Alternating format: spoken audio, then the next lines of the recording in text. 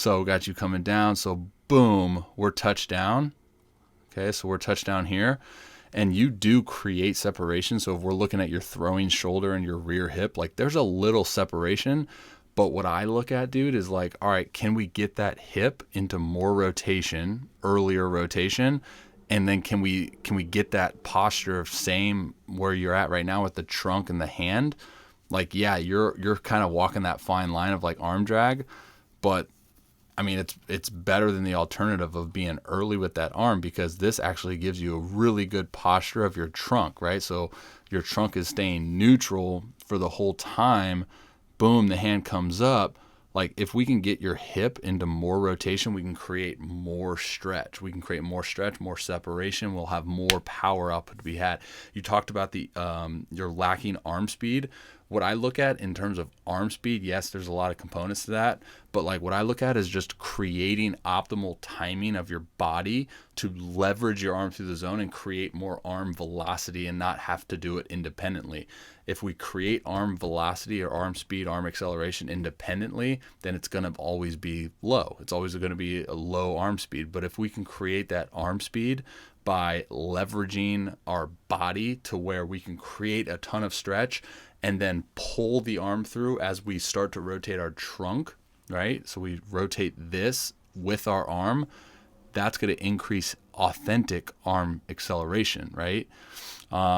So really, dude, like I said, you move well. I think those are just kind of two components that I really want to see us do a little bit better job of. Is one, storing up more energy in that drive leg, right? Holding that energy a little bit better, like I showed you in your pull down video. Maybe preset that foot to where that heel's kind of inside more, which will maybe better get you to corkscrew that, and then hold that, and then snap that rotation into your ball release. But in terms of most importance and where I think you should spend your most time, we're going to give you hip rotation progressions, right?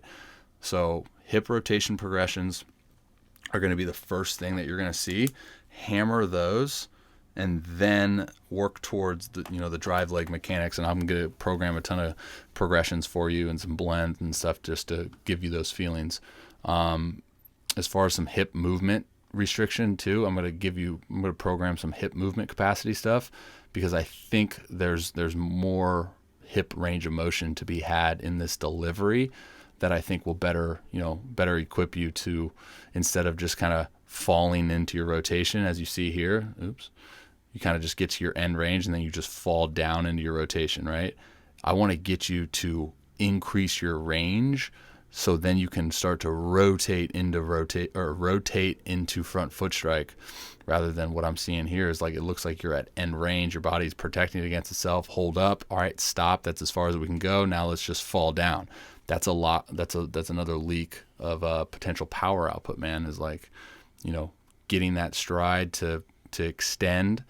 But in order for us to do that, we need to make sure that we have the hip capacity to do so. Thank you so much for watching that video. Be sure to check out those videos right there that are related to the video that you just watched. Subscribe, or we are going to arm wrestle your analysis. Click that right there. You can check out the links in the description. Link that will give you direct access to my question platform, which will allow you to ask me a question that I will respond to. Enjoy the rest of your day, guys. See ya.